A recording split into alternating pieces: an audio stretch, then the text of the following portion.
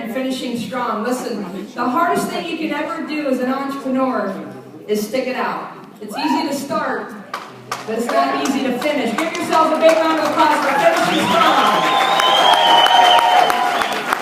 Now, how many women do I have in the audience? Ladies, how many of you are excited to see a woman get up here and talk?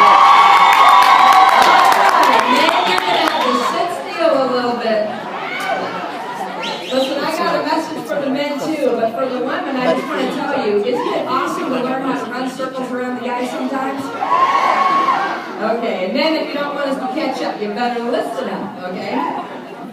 So I want to share with you something really exciting. This program changed my life. 18 years ago, I began creating it. And the truth is, I didn't build it for you. I built it for me. I was an entrepreneur that was starving to death. How many of you can relate to that? And how many of you are ready to stop that cycle of insanity and ready to start making more money than you've ever made before for real? Okay, so I'm going to take you on a little journey because this tool, this system, ended up changing my life so much so that it went viral, and today it's being taught in more than 40 different countries. So I wanted to fly out here. This is my last speaking gig of the year, 2006, or yeah. 15, see, I'm getting, it's so close to 2016, I'm almost in the future.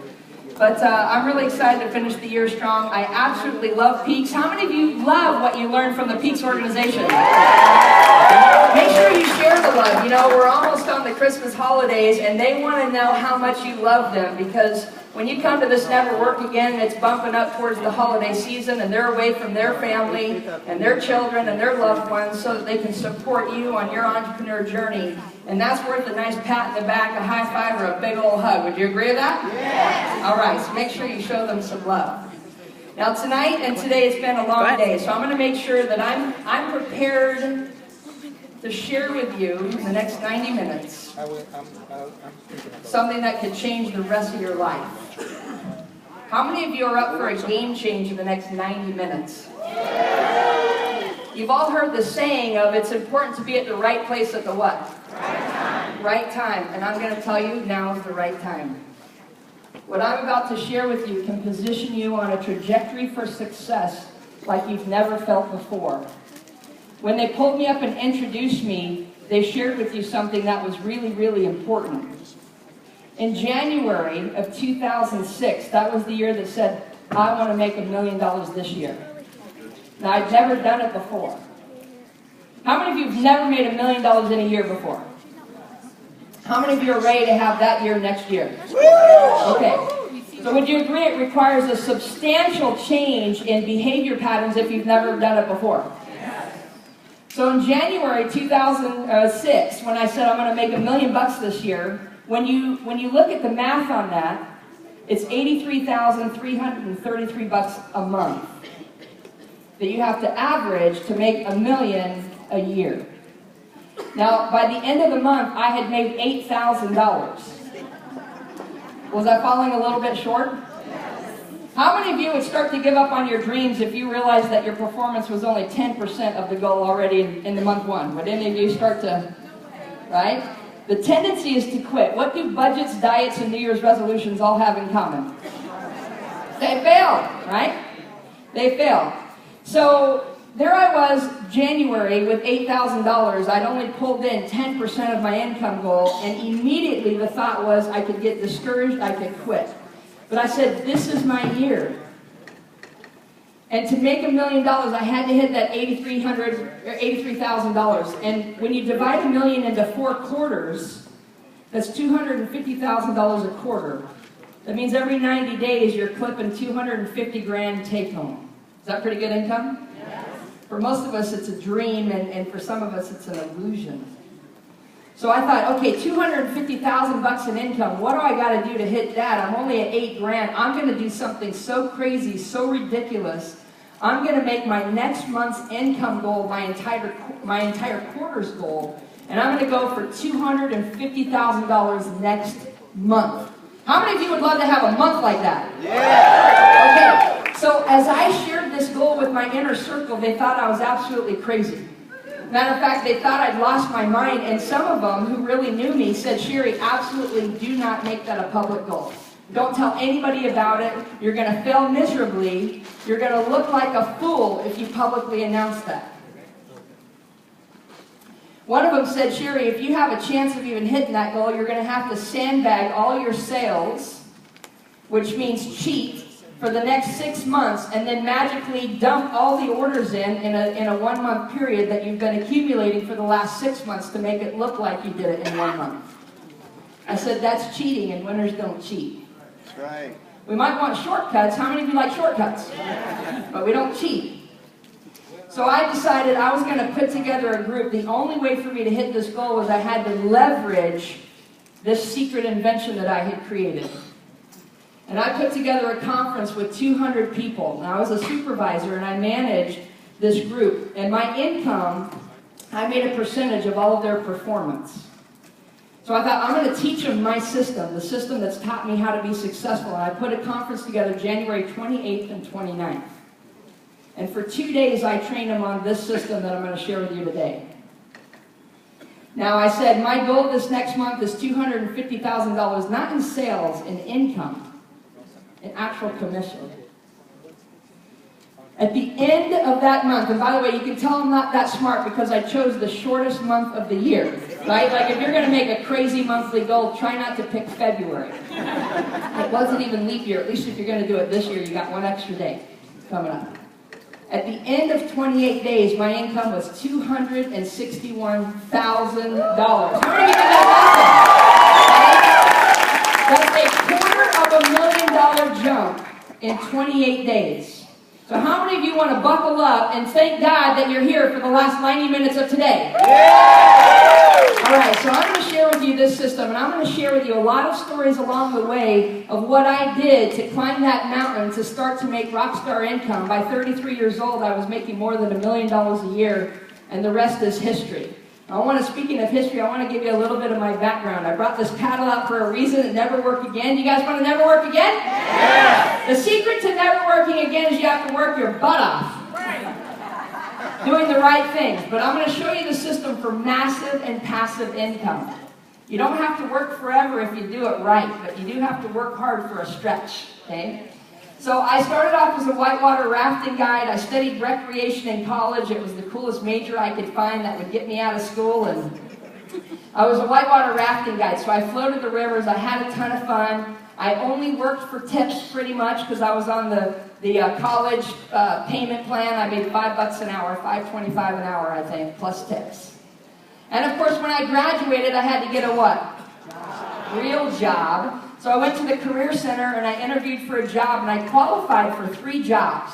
I could be a Walmart manager, a Kmart manager, or a Sam's Club manager, and they all had the same starting salary of $25,500. Woo! Anyone excited about that here? Yeah, no, me neither.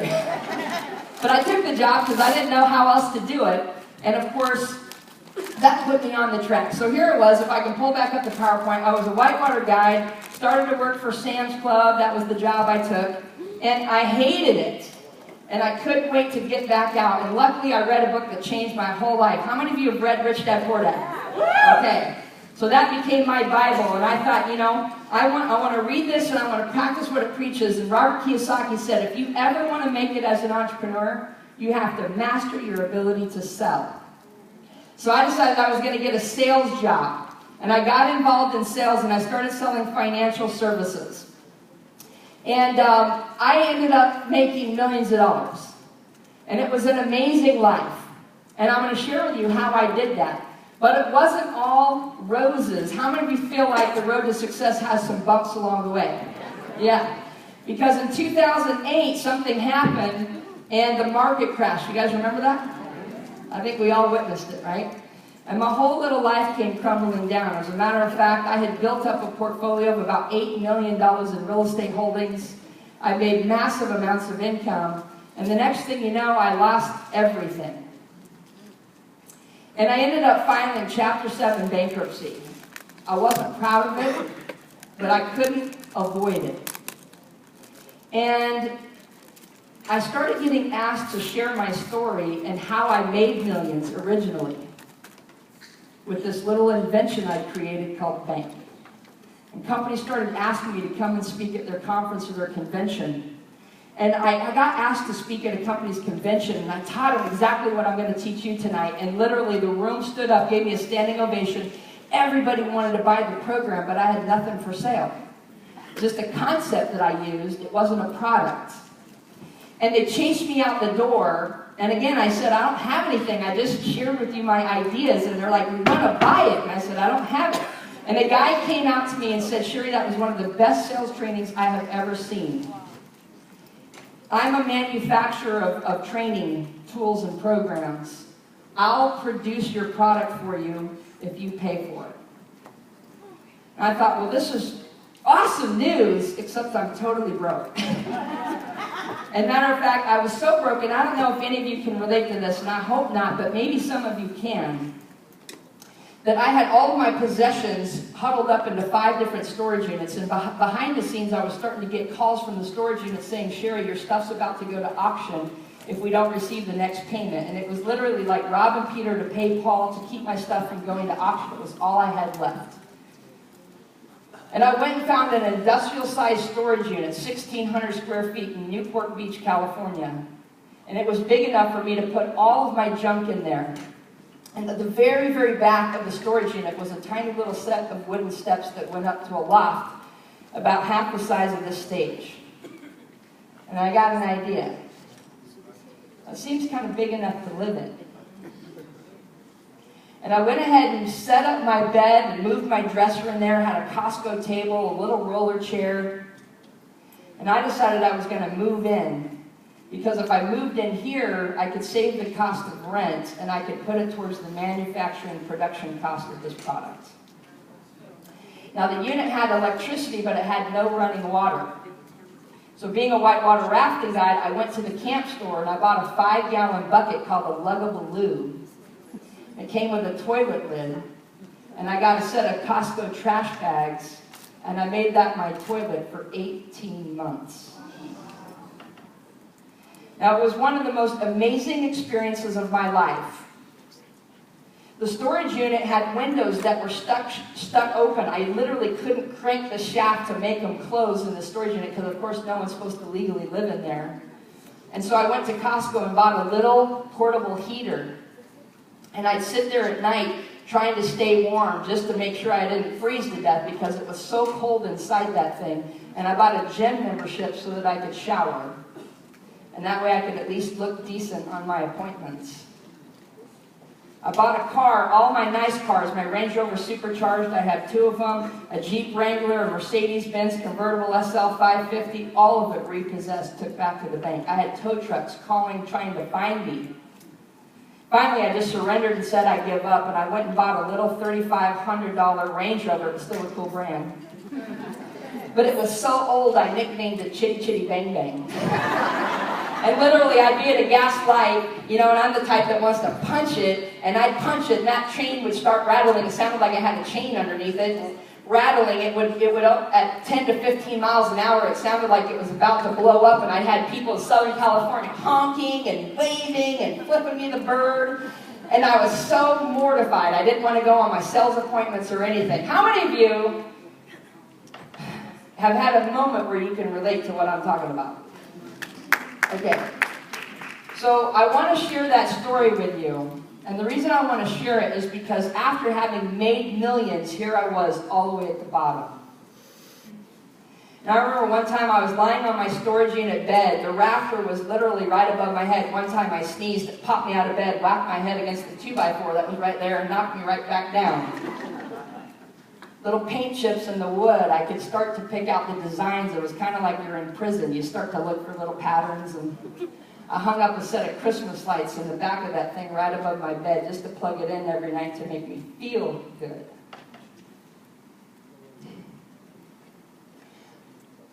I share that with you because I didn't want to quit.